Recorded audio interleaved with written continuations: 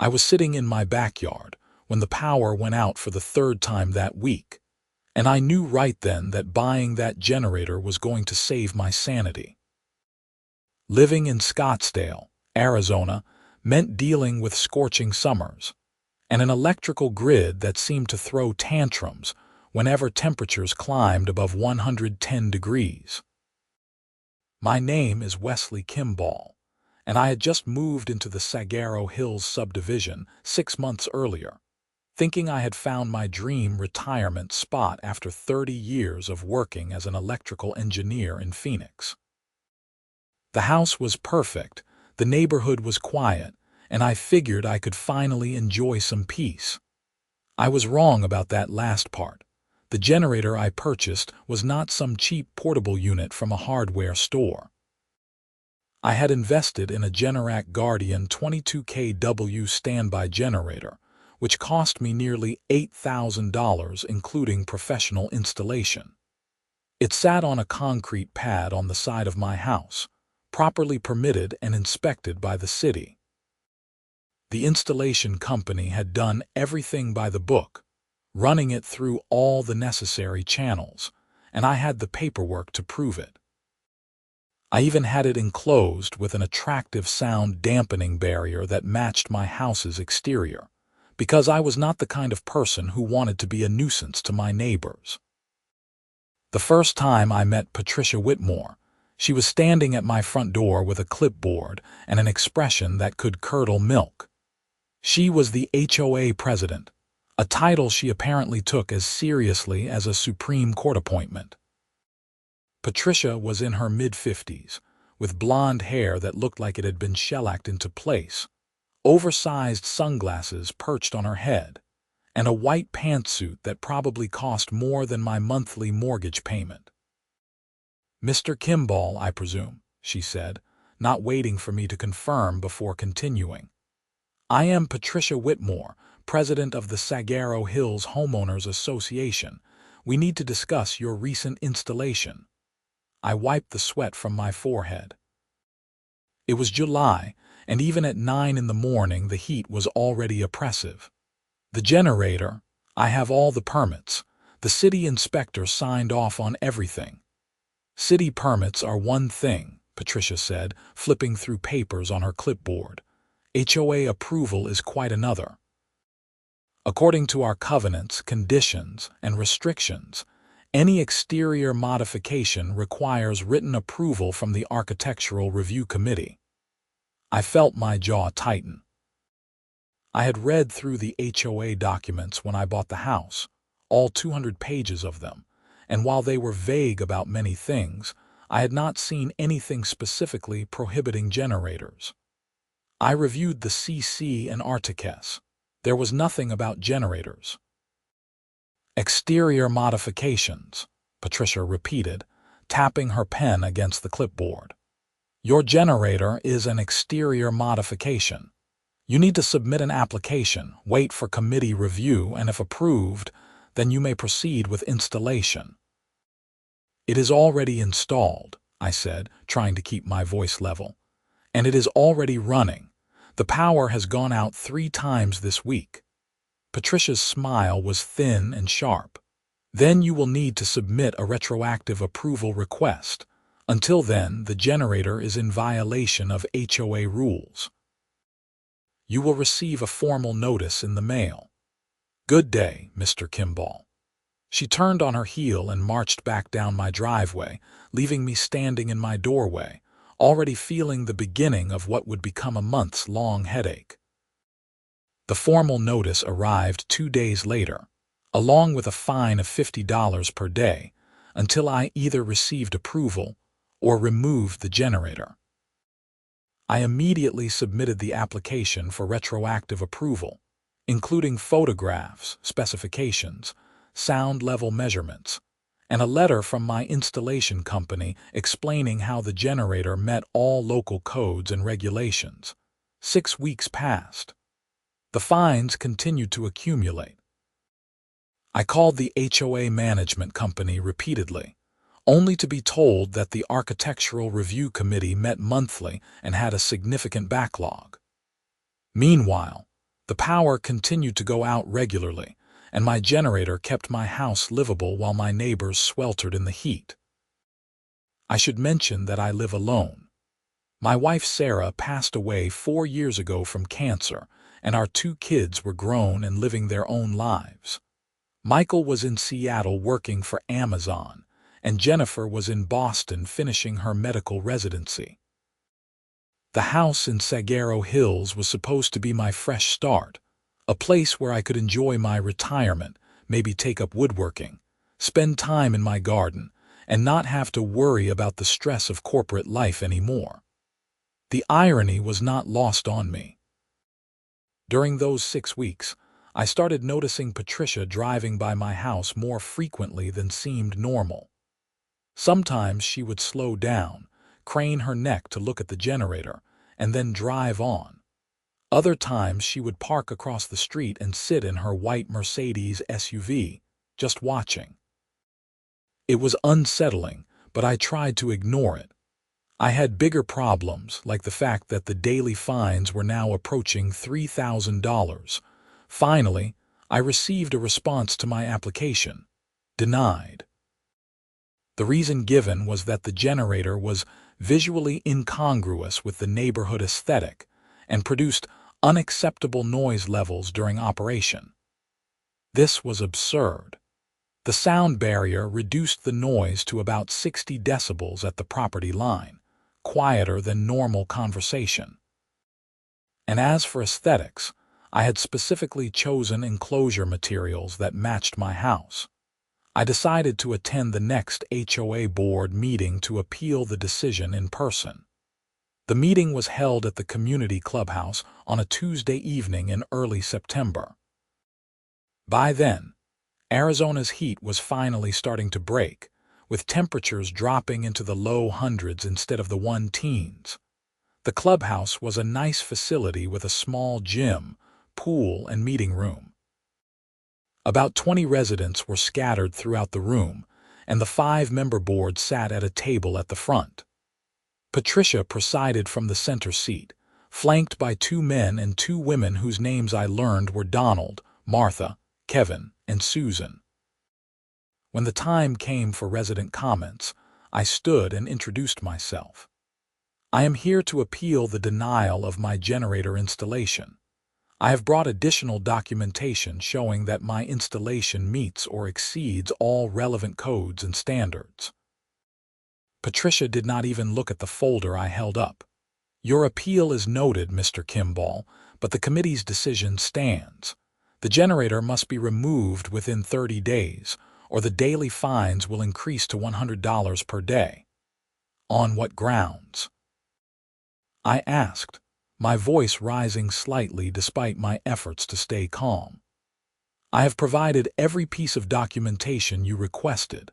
The generator is quieter than most air conditioning units. It is professionally installed and properly permitted. The committee has made its decision, Patricia said firmly.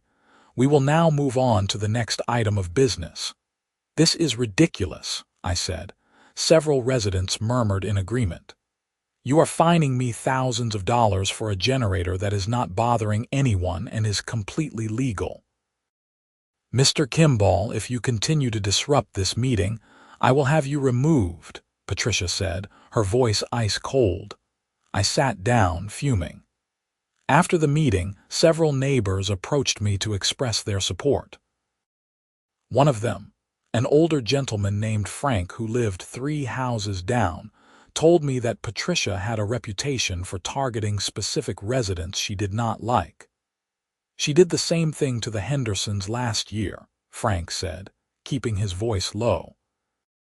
Claimed their front yard xeriscape was not approved, even though they had followed all the guidelines. Fined them into the ground until they finally just moved. Between you and me, I think she wanted their corner lot for her daughter. This information did not make me feel better, but at least I knew I was not crazy. I decided to consult with an attorney who specialized in HOA disputes. Her name was Rebecca Torres, and her office was in downtown Scottsdale. After reviewing my documentation, she was blunt in her assessment. You have a strong case, but litigation is expensive and time-consuming, Rebecca said. HOA cases can drag on for years. My retainer alone is $5,000, and that is just to get started. However, I think we can pressure them with a strongly worded letter first. I agreed, and Rebecca sent a letter to the HOA board outlining the facts of my case and threatening litigation if the fines were not rescinded, and my installation approved. The letter cited several Arizona court cases where HOAs had been found to be acting arbitrarily and capriciously in enforcing their rules. The response came back within a week. The board agreed to pause the fines while they conducted a re-review of my application. It was not a victory, but at least it stopped the financial bleeding temporarily. October arrived, bringing with it much more pleasant weather. I was in my garage one Saturday afternoon, organizing some tools, when I noticed Patricia's Mercedes parked in front of my house again. This time, she got out and walked up my driveway. I stepped out of the garage to meet her. "Mr. Kimball," she said, not bothering with pleasantries. "I wanted to inform you personally that the board has completed its re-review. Your application is denied again. However, we are willing to offer a compromise." "What kind of compromise?" I asked warily. "If you remove the generator and refrain from installing any similar equipment, the board will waive all accumulated fines," Patricia said. "This is a one-time offer. It expires in 72 hours. "That is not a compromise," I said. "That is extortion. The generator stays." Patricia's expression hardened. "Then you leave me no choice. The fines will resume, and I will personally ensure that every violation is documented and pursued to the fullest extent allowed by our CC and RTCS." "Do what you have to do," I said. "So will I." She left, and I immediately called Rebecca. She advised me that we should proceed with filing a lawsuit. The retainer would hurt, but I had retirement savings, and I was not about to be bullied out of my own home. November brought an unexpected development. The power went out on a Wednesday evening, a longer outage than usual caused by a car hitting a transformer a few miles away. My generator kicked on automatically, as designed, and my lights stayed on while the rest of the neighborhood went dark. Around 8 o'clock, my doorbell rang. It was Frank from down the street, along with 2 other neighbors I recognized but did not know well. "Wesley, I am sorry to bother you, but my wife is on oxygen," Frank said. "Our battery backup is running low. Is there any way we could run an extension cord to your house just for the oxygen machine?" "Of course," I said immediately. "Come on in." Over the next 3 hours, my house became a refuge for several neighbors. Frank and his wife Alina set up in my living room with the oxygen machine. Another couple, the Johnsons, came over because they had a refrigerator full of insulin that needed to stay cold.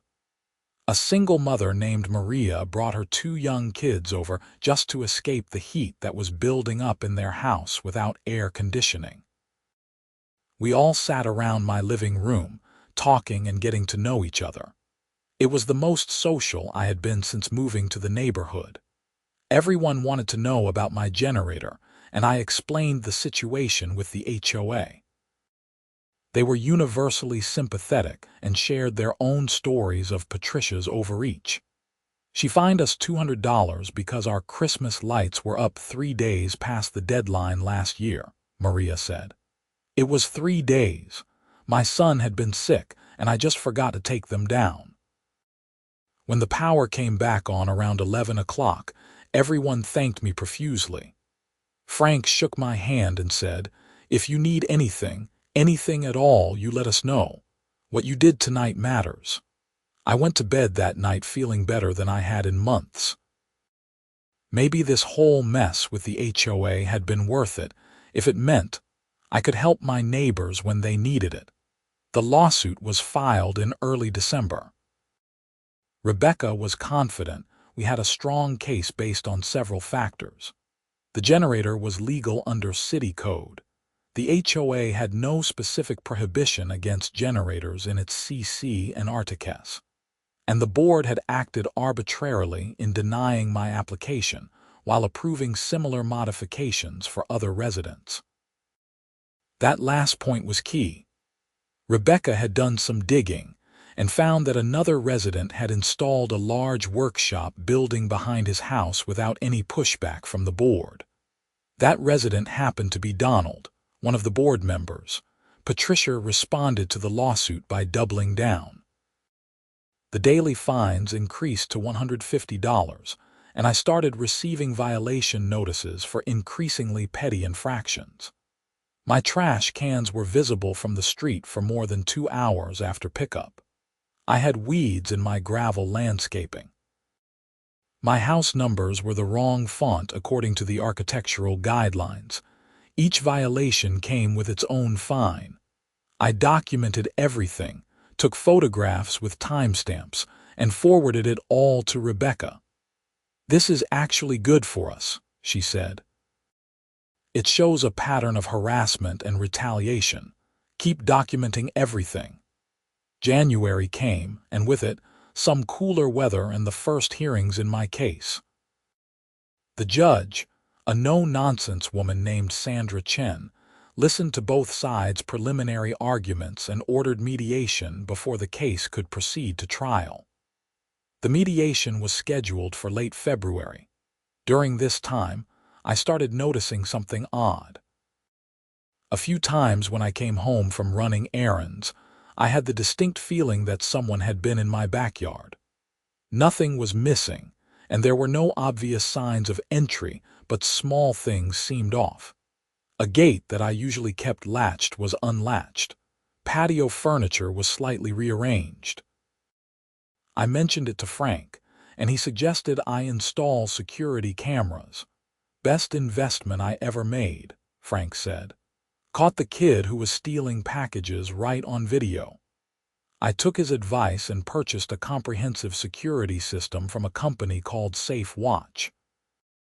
They installed 8 cameras around my property: front door, driveway, backyard, both side yards, garage, and 2 covering the generator specifically. The system uploaded everything to cloud storage, and I could monitor it from my phone. The installer, a young guy named Marcus, did excellent work and had the whole system up and running in one day. "These cameras have great night vision and motion detection," Marcus explained as he showed me how to use the app. "You will get alerts on your phone whenever motion is detected, and you can set up zones to avoid false alarms from things like trees moving in the wind." That very night, the system proved its worth. Around 2 in the morning, my phone buzzed with a motion alert from the side yard where the generator was located. I opened the app, my heart pounding, and watched as a figure dressed in dark clothing approached my generator. The night vision on the camera was crystal clear. The figure was carrying what looked like tools and appeared to be examining the generator, looking for a way to disconnect it or perhaps even remove it. I grabbed my phone and immediately called 911. "Someone is trying to steal my generator," I told the dispatcher, giving my address. "I have them on camera right now." "Are you in a safe location?" the dispatcher asked. "I am inside my house. They are outside. Stay inside and keep your doors locked. Officers are on the way." I watched on my phone as the figure continued to work on the generator. They managed to open the access panel and seemed to be looking at the connections inside. Then, suddenly, they froze. I could hear the sirens in the distance, and apparently, so could they. The figure took off running through my side yard and disappeared into the darkness between houses. 2 Scottsdale police patrol cars arrived within minutes. I met the officers at my front door and showed them the camera footage on my phone. Even in the dark, the image was clear enough to see details of the person's clothing and build, though their face was partially obscured by a hood. "Do you have any idea who this might be?" one of the officers, whose name tag Reed Martinez, asked.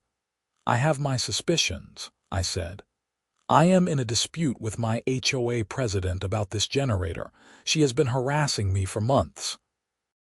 Officer Martinez took down all the information and asked me to email him the video footage. "We will investigate this as an attempted theft.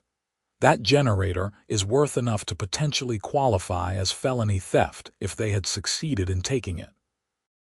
We will review the footage more carefully at the station and see if we can identify the suspect." The officers checked my property, making sure the intruder had not damaged anything or was still lurking around, and then left. I was too wired to sleep, so I spent the rest of the night reviewing all the footage from my cameras, going back several days. That was when I found something interesting. 2 days earlier, around mid-afternoon when I had been out, the same figure had appeared briefly in my backyard. The daytime footage was even clearer, and while I could not see a face, I could see distinctive features. The person was a woman with blonde hair, wearing white athletic clothing and expensive-looking sneakers. The build and height matched Patricia Whitmore. Even more damning, in one frame where the person turned slightly, I could make out what looked like a gold bracelet on her left wrist, identical to one I had seen Patricia wearing multiple times. I sent all the footage to Officer Martinez and to Rebecca. Rebecca called me first thing Monday morning. "This is incredible," she said. "If this is actually Patricia Whitmore trying to steal or sabotage your generator, this changes everything. The criminal charges aside, this completely undermines their position in the civil case." "Can we prove it is her?" I asked. "The police will do their investigation, but in civil court, the standard of proof is lower. We just need to show that it is more likely than not. This footage is pretty compelling, especially if we can match up the clothing and jewelry." The police investigation moved quickly. Officer Martinez contacted me on Tuesday to let me know they had interviewed Patricia Whitmore. "She denied being on your property at any time," he said. "But we are obtaining search warrants for her home and vehicle to look for the clothing and tools seen in the video." The search warrant was executed on Thursday. I was not present, of course, but Officer Martinez called me that afternoon with an update. "We found the clothing from the video in her bedroom closet, the shoes, the hoodie, even the bracelet. We also found a set of tools in her garage that match the ones in the video, including a specific type of socket wrench that is visible in the footage. We have arrested Patricia Whitmore for attempted theft and trespassing." I sat down heavily in my kitchen chair, almost unable to believe what I was hearing. Patricia Whitmore, the HOA president who had made my life miserable for months, had actually tried to steal my generator and had been caught red-handed because of my security cameras. "What happens now?" I asked. "She has been booked and will be arraigned tomorrow. Given the value of the generator and the fact that this was premeditated, the county attorney's office is charging her with attempted felony theft and criminal trespassing. She could be looking at significant jail time if convicted." I thanked Officer Martinez and immediately called Rebecca. She was ecstatic. "This is the best possible outcome for our civil case. I am going to file an emergency motion to inform the judge about these developments. We might be able to get a summary judgment now." News of Patricia's arrest spread through the neighborhood like wildfire. By Friday afternoon, I had half a dozen neighbors stopping by to express their shock and support. Frank was particularly vocal. "I knew she was vindictive, but I never thought she would actually break the law," he said. "The whole board needs to resign over this." The HOA board held an emergency meeting on Saturday. I attended, along with what looked like most of the neighborhood. The room was packed, standing room only, and the mood was ugly. Donald, Martha, Kevin, and Susan sat at the table, all looking shell-shocked. Patricia's seat was conspicuously empty. Donald, who seemed to have assumed leadership in Patricia's absence, called the meeting to order. As you all know, Patricia Whitmore has been arrested on serious charges. The board wants to assure all residents that we take this matter very seriously and will be conducting a thorough review of all of Patricia's actions as president. A review is not enough, called out a voice from the back. It was Maria, the single mother who had sheltered in my house during the power outage. The whole board needs to resign. You all enabled her behavior for years. There were shouts of agreement throughout the room. Another resident stood up. I want to know what the board knew about Patricia's campaign against Wesley Kimball. Did any of you know she was planning to steal his generator? Absolutely not, Susan said quickly. We had no idea. If we had known anything like this was happening, we would have stopped it immediately. But you did know she was harassing him with bogus fines, Frank said, standing up.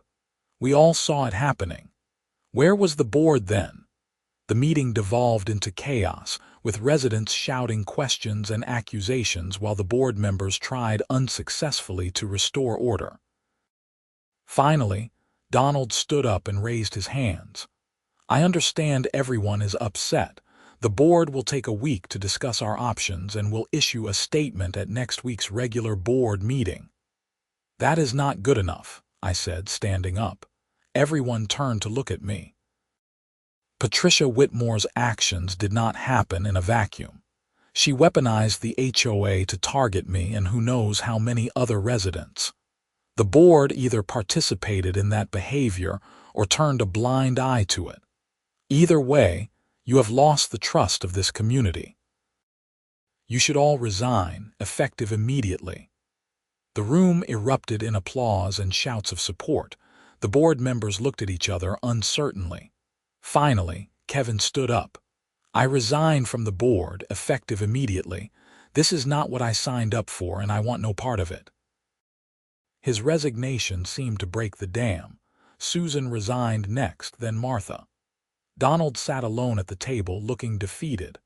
I suppose I should resign as well, he said quietly. I am sorry. We made mistakes, serious mistakes. We should have stood up to Patricia. With the entire board resigned, the HOA was effectively leaderless. According to the bylaws, the management company would have to organize a special election for a new board. In the meantime, only essential services would continue. Patricia's arraignment was held the following Monday. Rebecca and I attended, sitting in the back of the courtroom.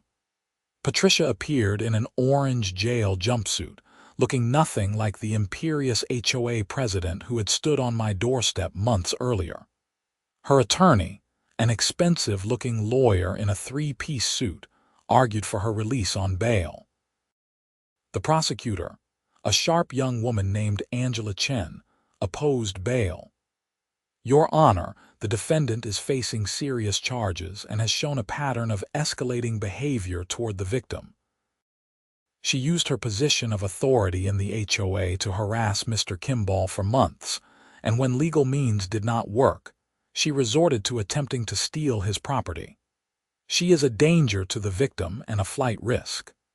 The judge, a stern older man named Harold Pearson, reviewed the case file. I am inclined to agree with the prosecution. Bail is set at $50,000, cash only. The defendant is to have no contact with the victim and is prohibited from coming within 500 feet of his residence. Patricia's face fell. Her attorney whispered something to her, and she nodded numbly. She was led back out of the courtroom, presumably back to jail, since I doubted she had $50,000 in cash readily available. Rebecca squeezed my arm as we left the courthouse. That could not have gone better. Now we wait for the criminal case to proceed, and we push forward with our civil suit. The civil case moved to mediation in late February as scheduled.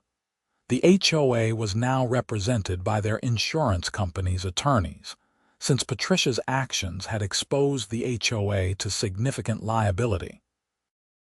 The new attorneys were much more reasonable than Patricia had been. The mediator was a retired judge named Thomas Williamson, a grandfatherly figure with white hair and a calm demeanor. He listened to both sides present their cases in separate rooms, shuttling back and forth between us with offers and counteroffers. By the end of the day, we had reached a settlement. The HOA would officially approve my generator installation, retroactive to the original installation date. All fines would be waived, totaling over $15,000 at that point. The HOA would pay my attorney's fees, which had climbed to nearly $20,000. Additionally, the HOA would pay me $50,000 in damages for harassment and emotional distress. Finally, the HOA would amend its CC and RTCS to include clear provisions about generators and other backup power systems, preventing this situation from ever happening to another resident. I accepted the settlement. While part of me wanted to push for more, Rebecca advised that taking the case to trial was risky and expensive, and the settlement was genuinely fair. I signed the papers and walked out of mediation feeling vindicated. The criminal case against Patricia took longer to resolve. Her attorney initially tried to argue that she had simply been checking on the generator as part of her HOA duties, but that story fell apart quickly under scrutiny. Why would she need to check on it at 2 in the morning? Why was she dressed in dark clothing? Why was she carrying tools? Why had she run when the police arrived? In April, facing overwhelming evidence, Patricia accepted a plea deal. She pleaded guilty to attempted theft in the 3rd degree, a Class 4 felony, and criminal trespassing in the 2nd degree, a Class 3 misdemeanor. She was sentenced to 3 years of probation, 300 hours of community service, and ordered to pay restitution to me for the cost of the security camera system, about $3,000. She was also prohibited from serving on any HOA board for 10 years. I attended the sentencing hearing. Patricia's attorney made a lengthy statement about her otherwise clean record and her contributions to the community. Patricia herself gave a brief statement, claiming she had made a terrible mistake and had gotten too caught up in her role as HOA president. She apologized to me, though it felt perfunctory rather than genuine. When it was my turn to speak, I kept it brief. Patricia Whitmore did not just make a mistake. She engaged in months of harassment and then tried to steal my property when legal means did not work. Her actions have consequences, and I hope this sentence sends a message that using an HOA as a weapon against residents you do not like is unacceptable. Judge Pearson agreed. Mr. Kimball is correct. You abused your position of authority, Mr. Whitmore, and you caused significant harm. You are fortunate that the plea agreement allows you to avoid jail time. Do not squander this opportunity. With the criminal case concluded and the civil settlement finalized, I finally felt like I could move on with my life. The HOA held its special election in May, and a completely new board was elected. The new president was Frank, my neighbor who had been so supportive throughout the ordeal. One of his first acts was to personally deliver a letter to me apologizing on behalf of the HOA for everything that had happened and thanking me for my patience. The settlement money allowed me to do some upgrades to my house that I had been putting off. I renovated my kitchen, upgraded my landscaping, and even installed solar panels to reduce my reliance on the electrical grid. The generator remained in place, of course, properly approved and documented. Life in Saguaro Hills gradually returned to normal. The new HOA board was reasonable and transparent, publishing clear guidelines for all rules and treating residents fairly. Petty fines disappeared. People started attending board meetings again, not because they were angry, but because they actually wanted to participate in the community. I became closer friends with several of my neighbors, particularly Frank and Alina, Maria and her kids, and the Johnsons. We started having regular barbecues, and I found myself actually enjoying the community aspect of living in an HOA for the first time. Patricia Whitmore moved out of Sagaro Hills in June. I heard through the neighborhood grapevine that she and her husband had divorced, in part because of the scandal, and she had relocated somewhere in California. I felt a twinge of sympathy for her, despite everything she had put me through. She had let power and control consume her to the point where she had destroyed her own life.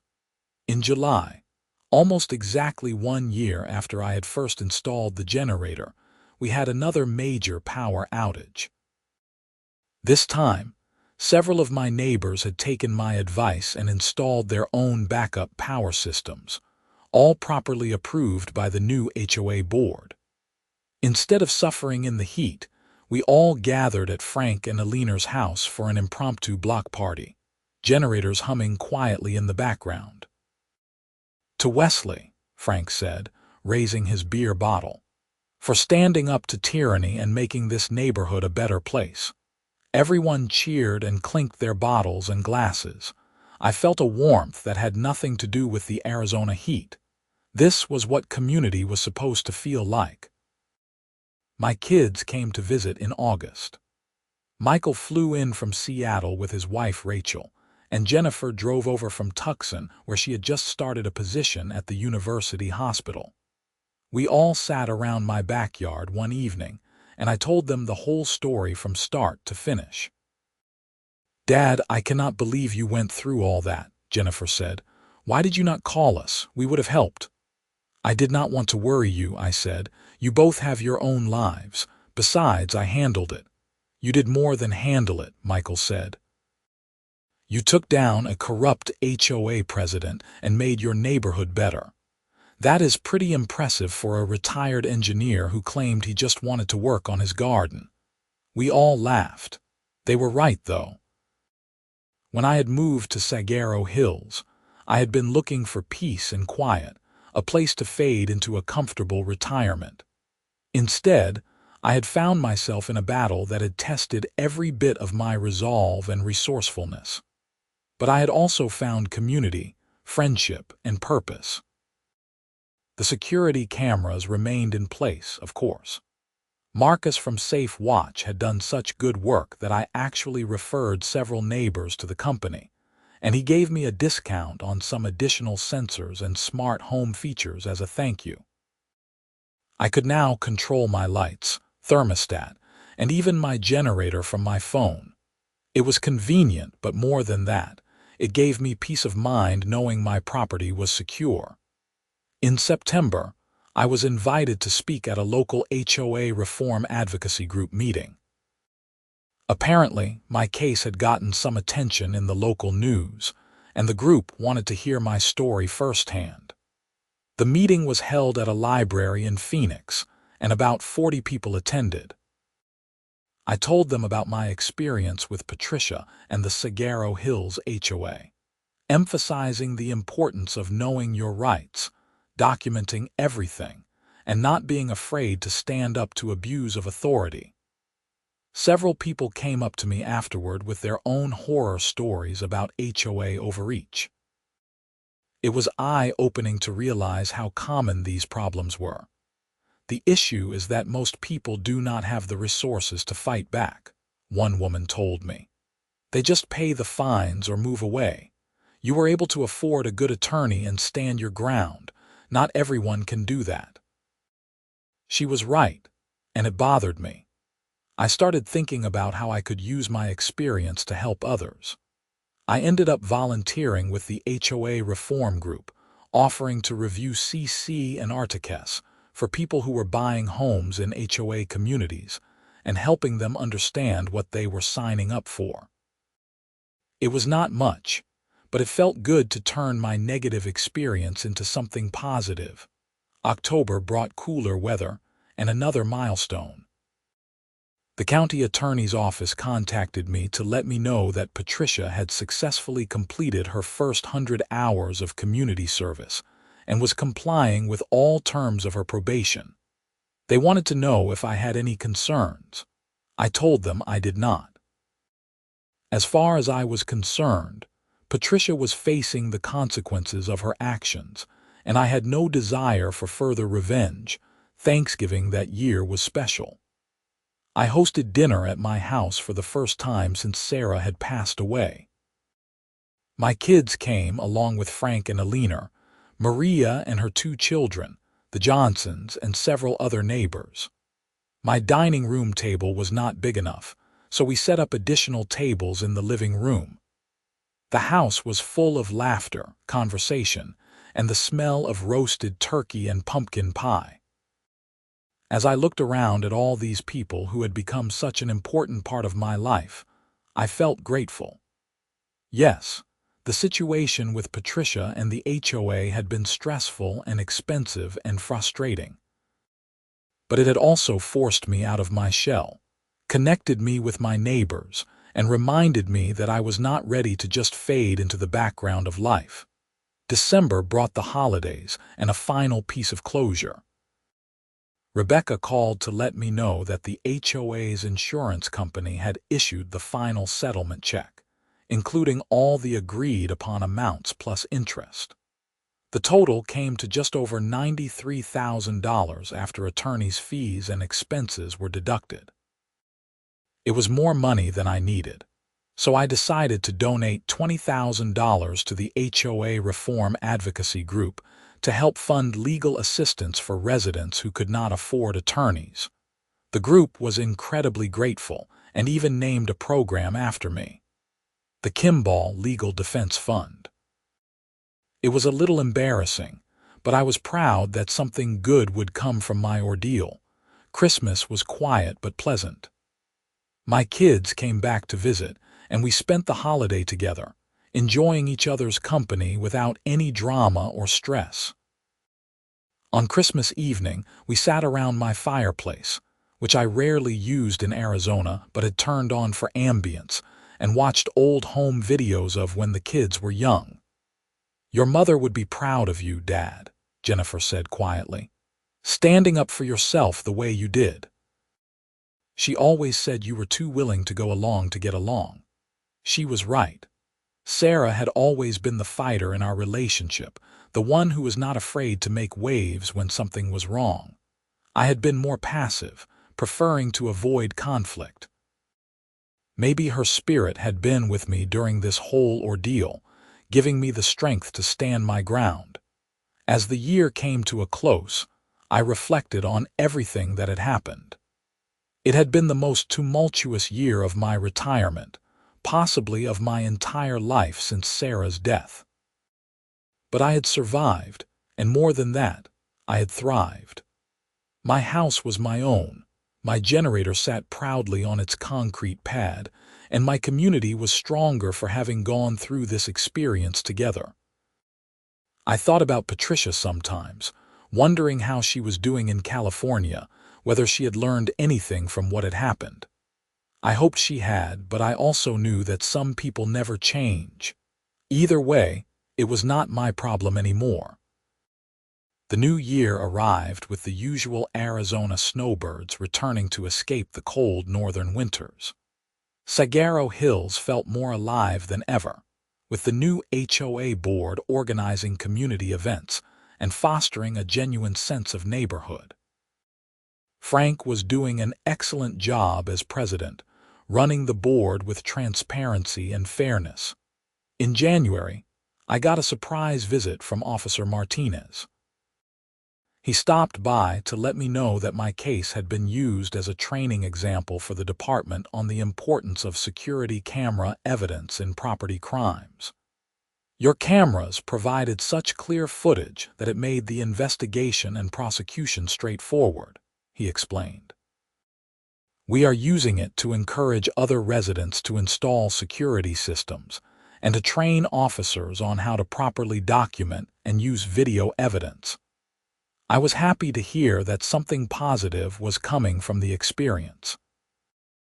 Officer Martinez and I chatted for a while about neighborhood safety, and he mentioned that property crimes in the area had actually decreased since Patricia's arrest. Apparently, her case had gotten enough publicity that it had a deterrent effect. February marked 1 year since the mediation and settlement.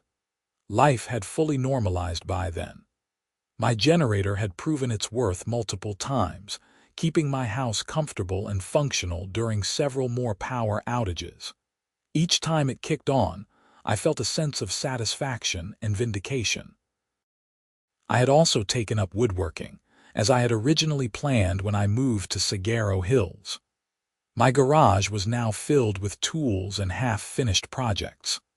I was currently working on a beautiful oak bookshelf for Jennifer's new apartment and had promised Michael a coffee table for his living room. It was therapeutic, working with my hands, creating something tangible and useful. Spring arrived, bringing with it the stunning Arizona wildflower blooms that made the desert come alive with color. Maria's kids, who were now comfortable enough with me to call me Mr. Wesley, loved coming over to see what I was building in my workshop. I had started teaching the older one, a 10-year-old boy named Carlos, some basic woodworking skills. His mother was grateful for the positive male influence in his life, and I enjoyed passing on knowledge to a younger generation. In March, the HOA held its annual election. Frank decided not to run for another term, saying he had done what he set out to do in cleaning up the organization and wanted to step back. A new slate of candidates ran on a platform of continuing the reforms Frank had implemented. I even considered running myself, but ultimately decided against it. I had no desire to be part of HOA politics, even reformed HOA politics. The new board was elected, and they continued the positive direction the HOA had been going. They even invited me to serve on the Architectural Review Committee as a consultant for technical matters. I agreed, figuring I could use my engineering background to help ensure that the committee made informed decisions rather than arbitrary ones. April brought a surprise phone call from Patricia's ex-husband, Robert. He asked if he could meet with me for coffee. I was hesitant but curious, so I agreed. We met at a Starbucks in downtown Scottsdale. Robert was a quiet, mild-mannered man who looked exhausted. "I wanted to apologize for what Patricia put you through," he said. "I know it is not my place to apologize for her actions, but I feel like I should have seen the warning signs and done something sooner." "It is not your fault," I told him. "Patricia made her own choices." "I know, but I enabled her behavior for years," Robert said. "She became obsessed with the HOA, with controlling everything and everyone. I should have stood up to her, told her she was going too far. Instead, I just let it happen because it was easier than fighting with her." We talked for over an hour.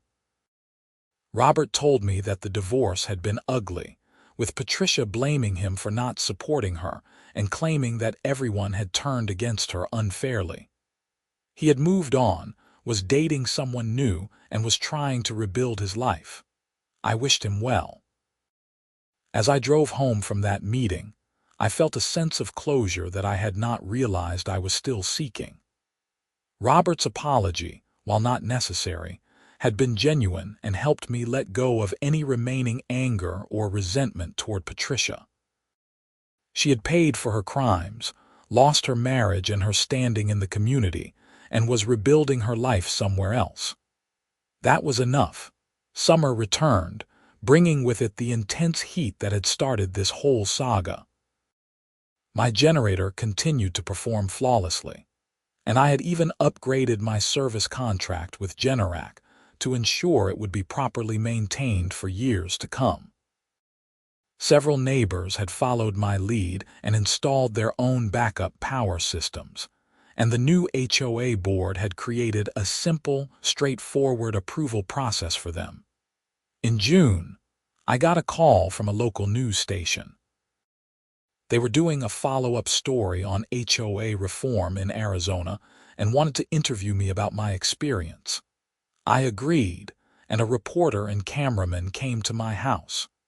We did the interview in my backyard, with the generator visible in the background. The story aired the following week during the evening news.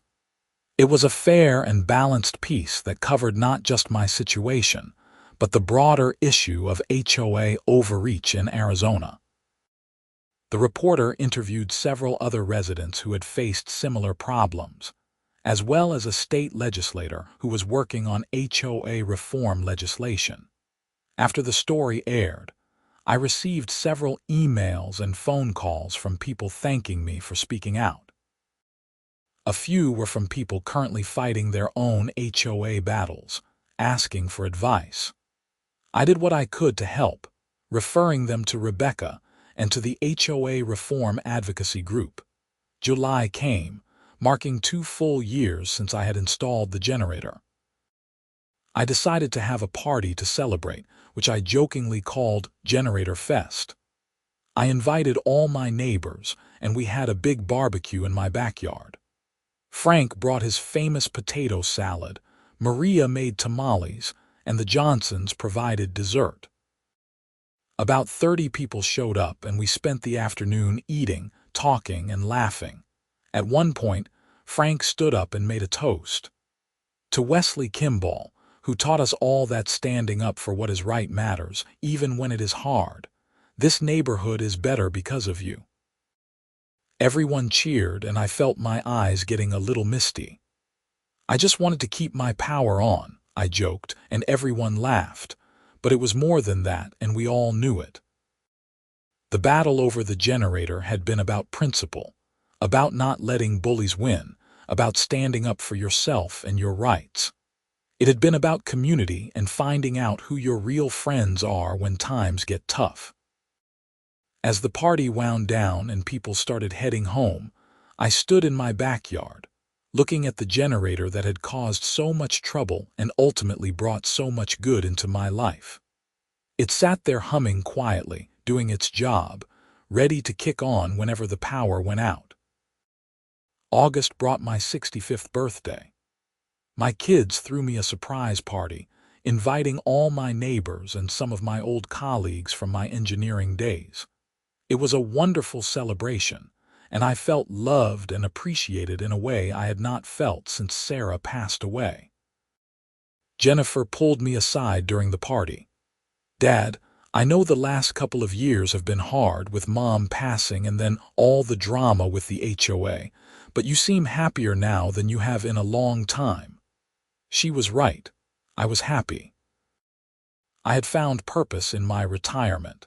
Not in the quiet solitude I had originally envisioned, but in community engagement and standing up for what was right. I had made real friends, helped my neighbors, and contributed to meaningful reform in how HOAs operated. September brought the start of another school year, and I had become something of a mentor to several kids in the neighborhood, including Maria's son Carlos. I had converted part of my garage into a small workshop area where I taught basic woodworking skills to anyone interested. Carlos was my most dedicated student, showing up every weekend to learn and help with projects. We were working on building a bench for Maria's front porch when Carlos asked me about the generator. "Mr. Wesley, why did that lady try to steal your generator?" It was a good question, and I thought about how to answer it in a way a 10-year-old would understand. Sometimes people get so focused on being in control and being right that they forget about being fair and being kind. That lady thought she was supposed to be in charge of everyone, and when I did not listen to her, she got angry and made a bad choice. "My mom says you were very brave," Carlos said, carefully sanding the bench leg he was working on. "I do not know about brave," I said. "I just did not want to give up when I knew I was right. That is not the same as being brave." "I think it is," Carlos said simply, and maybe he was right. October brought beautiful weather and another HOA annual meeting. This time, instead of chaos and anger, the meeting was productive and positive. The board presented a budget that actually made sense, reported on successful community events, and discussed plans for some needed repairs to common areas. It was boring in the best possible way. After the meeting, several residents came up to thank me again for what I had done. It was gratifying but also a little embarrassing. I had not set out to be a hero or a community leader. I had just wanted to keep my air conditioning running during power outages. November brought Thanksgiving again, and once again I hosted dinner at my house. This year was even bigger than last year, with more neighbors and some of my kids' friends joining us. My house was filled with warmth, laughter, and the joy of community. As I carved the turkey, I thought about how much my life had changed in just 2 years. I had gone from being a lonely widower who barely knew his neighbors to being at the center of a vibrant community. The generator, that piece of equipment that had caused so much trouble, had become a symbol of something bigger. The importance of standing your ground, protecting your rights, and not letting bullies win. December arrived with its holiday cheer. The HOA organized a neighborhood Christmas light contest, something that would have been unthinkable under Patricia's reign of petty enforcement. The new board's attitude was that Christmas lights were for enjoyment, not for measuring compliance with arbitrary rules. My contribution was modest, just some tasteful white lights on my house and trees, but several neighbors went all out with elaborate displays. On Christmas Eve, Maria and her kids came over for dinner. It had become something of a tradition, as she had no other family in the area, and I had no one to spend the evening with since my kids were with their in-laws. We had a simple meal of tamales and pozole that Maria had taught me how to make, and then we watched Christmas movies while the kids played with the wooden toys I had made for them in my workshop. "Thank you for everything, Wesley," Maria said as they were leaving. "You have made this neighborhood feel like home." "You too," I said. "Family is not just about blood, it is about the people who show up and care." As the year drew to a close, I sat in my living room on New Year's Eve, reflecting on the journey I had been on. It was hard to believe that something as simple as buying a generator to keep my power on had led to such a dramatic series of events. Patricia's attempted theft, the criminal charges, the civil lawsuit, the HOA board resigning, the reforms that followed, all of it seemed almost surreal when I thought back on it. But it had all been real, and it had all mattered. I had learned that retirement did not mean giving up or fading away. It meant having the time and freedom to stand up for what was right, to invest in community, and to make a difference in the lives of people around you. My generator sat outside, ready to do its job whenever needed. The security cameras watched over my property, uploading their footage to the cloud. My house was full of woodworking projects and memories of gatherings with friends and neighbors. And I was content. The midnight hour approached, and I heard fireworks starting to go off around the neighborhood. I stepped out into my backyard, looking up at the Arizona sky as bursts of color lit up the darkness. In the distance, I could hear my neighbors celebrating, welcoming the new year with joy and hope. I raised my glass of bourbon in a silent toast to Sarah, to my kids, to my neighbors, to everyone who had supported me through the ordeal with Patricia and the HOA. And I toasted to myself for finding the strength to stand my ground when it would have been easier to give up. The generator hummed quietly beside me, faithful and steady, a reminder that sometimes the most important battles are fought over the simplest things. It was not really about the generator, of course. It was about principle, about rights, about refusing to be bullied or intimidated. It was about community and friendship, and discovering that you are stronger than you think. As the fireworks continued and the new year officially began, I felt at peace. The battle was over. I had won, not just in court but in the ways that mattered most. I had kept my home, protected my rights, helped reform a broken system, and built a community of friends who felt like family. The generator would continue to keep my power on during outages. The security cameras would continue to watch over my property. And I would continue to live my life, engage with my community, teach Carlos and other kids woodworking, and enjoy the retirement I had earned. Patricia Whitmore was somewhere in California, living with the consequences of her choices. I bore her no ill will. She had been her own worst enemy, letting power and control corrupt her judgment until she destroyed everything she had built. I hoped she had learned from the experience, but whether she had or not was no longer my concern. What mattered was that here in Saguaro Hills, life had returned to normal. Better than normal, actually. The HOA functioned properly now, treating residents fairly and transparently. The neighborhood felt like a community rather than a dictatorship. People looked out for each other, helped when help was needed, and celebrated together. And my generator, the innocent piece of equipment that had started it all, continued to do exactly what I had bought it to do: keep my house powered and comfortable when the grid failed. It asked for nothing except regular maintenance and fuel. It did not care about HOA politics or legal battles or criminal charges. It just worked, reliably and faithfully, exactly as engineered. There was a beautiful simplicity in that, I thought. Do your job, do it well, and do not worry about the drama swirling around you. Maybe that was the real lesson in all of this. I had bought the generator to solve a practical problem, and when obstacles appeared, I had simply kept pushing forward, doing what needed to be done, until the problem was solved. The fireworks finally died down, and the neighborhood grew quiet.